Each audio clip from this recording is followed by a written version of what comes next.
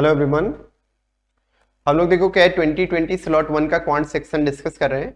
तो ये लॉग का क्वेश्चन है और बहुत ही आसान सा क्वेश्चन है, बस इसमें दो प्रॉपर्टीज यूज हुई हैं तो दोनों हम इधर पहले डिस्कस कर देते हैं।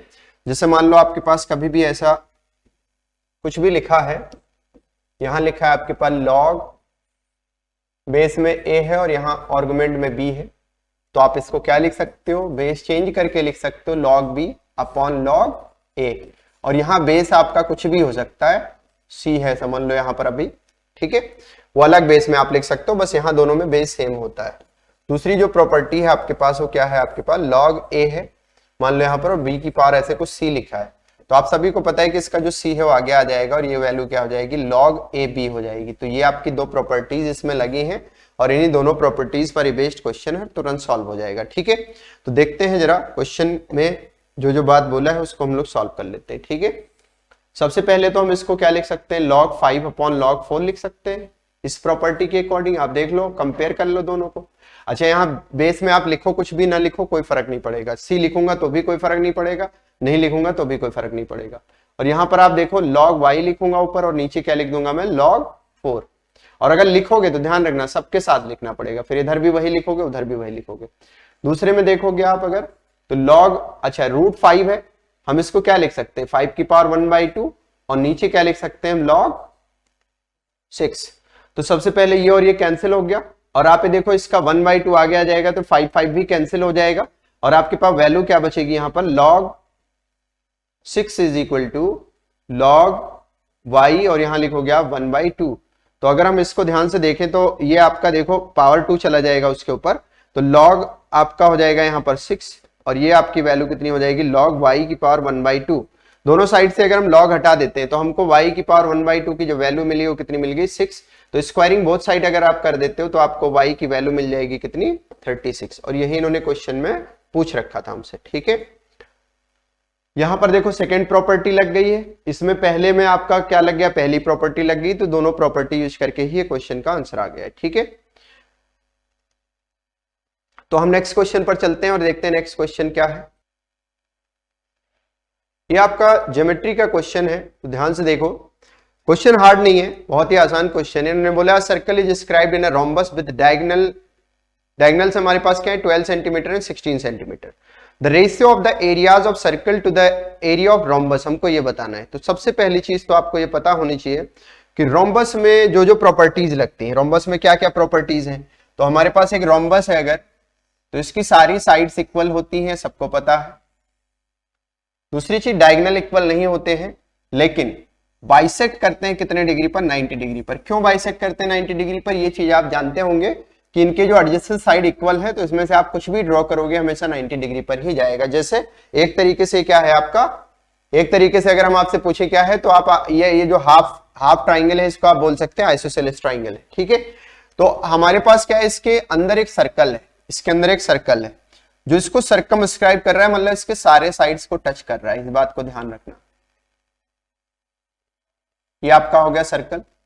अच्छा, हमको D1 पता है, D1 का मतलब क्या है, इसमें देखो 12 सेंटीमीटर है और D2 का हमको मतलब पता है कितना दे रखा है, वो दे रखा है हमको 16 सेंटीमीटर।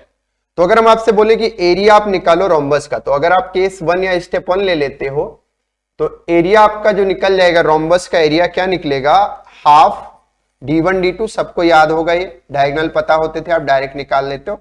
हाफ ऐसे ही रहेगा, 12 यहां आएगा और 16 आपका यहां आ जाएगा, तो इससे इसको काट दो, वैल्यू कितनी होगी आपकी 6 टाइम और 96 सेंटीमीटर स्क्वायर हो जाएगा आपका ये वैल्यू। आप चाहते तो काटते या ना काटते, ऐसे ही रहने देते, लास्ट में कुछ ना कुछ फिर कैंसिल हो जाएगा। ठीक है, तो वो आपकी चॉइस है, 12 इंटू 6 16 इंटू 6 भी लिखा रहने दे सकते हो, आपके ऊपर है। अब आते हैं, मेन बात यह है कि सर्कल का हमको रेडियस तो पता नहीं है। अब यहां से काम स्टार्ट होता है हमारा, देखो क्या काम स्टार्ट होता है। हमको पता है कि ये पूरा डायगोनल 12 है अगर, तो ये बचेगा कितना 6, और ये अगर पूरा मेरा 16 है तो ये कितना बचेगा 8, और हमने देखा कि ये 90 डिग्री है, तो अगर ये 6 है और ये 8 है तो ये कितना हो जाएगा, बोलो, सभी को पता होना चाहिए 10 होगा, क्योंकि ट्रिपलेट बना रहा है, 3 4 5 का ट्रिपलेट। ठीक है, नहीं भी आता है तो पाइथागोरस थ्योरम से निकाल सकते हो। अब हमको रेडियस चाहिए, तो रेडियस अगर हमको निकालना है तो ये साइड का ऐसे डायरेक्ट हाफ मत कर देना, ये ऐसा नहीं होगा, रेडियस आपकी कुछ ये वाली होगी जो इसको टच कर रही होगी इधर जाके, ये वाली होगी रेडियस। तो इसकी वैल्यू निकालने के लिए आप सभी ने पढ़ा होगा, जब हमने आपको ऐसी चीजें बताई होंगी क्लासेस में, तो आपने देखा होगा कि ये हमारे पास एक ट्राइंगल होता था जिसमें ये परपेंडिकुलर होता था इस पर, तो इसकी लेंथ निकालते थे। वही सेम बात यहाँ पर भी है, जिसमें हमको 6 पता है और ये हमको कितना पता है 8 पता है, और ये पता है हमको 10। ये हमारा कुछ r है। तो अगर हमें r की वैल्यू चाहिए तो दो तरीके से इसका एरिया लिख सकते हो, क्योंकि 90 डिग्री है। हाफ बेस इंटू हाइट यानी 6 इंटू 8 लिख सकते हो, और दूसरे में क्या लिख सकते हो, हाफ r इंटू 10 लिख सकते हो। एक बार बेस आपका ये वाला हो गया और हाइट ये होगी, एक बार हाइट ये होगी, बेस ये हो गया। तो यहां से देखो ये हाफ हाफ कैंसिल हो गया, और ये वैल्यू आपकी कितनी हो जाएगी, r की वैल्यू हो जाएगी 48/10 यानी 4.8 सेंटीमीटर। ये आपका क्या हो गया, रेडियस हो गया। अब हमको दोनों का रेशियो लिखना है। तो एरिया ऑफ सर्कल की अगर हम बात करेंगे तो एरिया ऑफ सर्कल आप सभी को पता है पाई आर स्क्वायर होता है। तो पाई ऐसे रहने दो क्योंकि सारे ऑप्शंस पाई के टर्म में हैं, तो 4.8 को 4.8 भी लिखा जा सकता है। अब इन्होंने देखो क्या बोला है, पहले आपको सर्कल रखना है फिर रोम्बस रखना है। तो सर्कल ऊपर रोम्बस नीचे, सर्कल का एरिया ऊपर रहेगा और रोम्बस का एरिया नीचे रहेगा, ठीक है। एरिया ऑफ रोम्बस नीचे रहेगा, और वैल्यू किसके इक्वल है, यहाँ पर देखो pi into 4.8 multiply by 4.8 divided by क्या लिखोगे आप यहाँ पर 96। तो पहले तो आप दो जीरोज ऊपर से पॉइंट हटा दो, दो जीरोज आपके पॉइंट गायब हो जाएंगे, तो नीचे दो जीरोज बढ़ जाएंगे। तो आपका ये वैल्यू हो गया यहाँ पर देखो 48 इंटू 48 डिवाइडेड बाई क्या लिख दिया हमने 96 इंटू 100। अब इसमें देखो एक रिलेशन बनना है, दुगना बनना है, इसका बिल्कुल बनना है।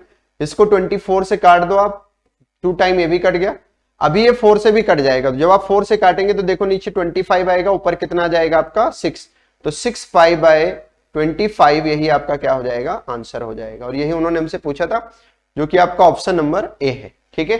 तो पहले तो आपको ये पता होना चाहिए, दूसरे में ये प्रॉपर्टी लग रही है, और तीसरे स्टेप में हमने इसका आंसर लिख दिया है, ठीक है। तो उम्मीद करता हूं आपको ये क्वेश्चन जरूर समझ आया होगा। तो अब हम लोग मिलते हैं नेक्स्ट क्वेश्चन में और देखेंगे कि ये क्या है नेक्स्ट क्वेश्चन हमारे पास, ठीक है। तो तब तक के लिए thank you, bye bye, take care.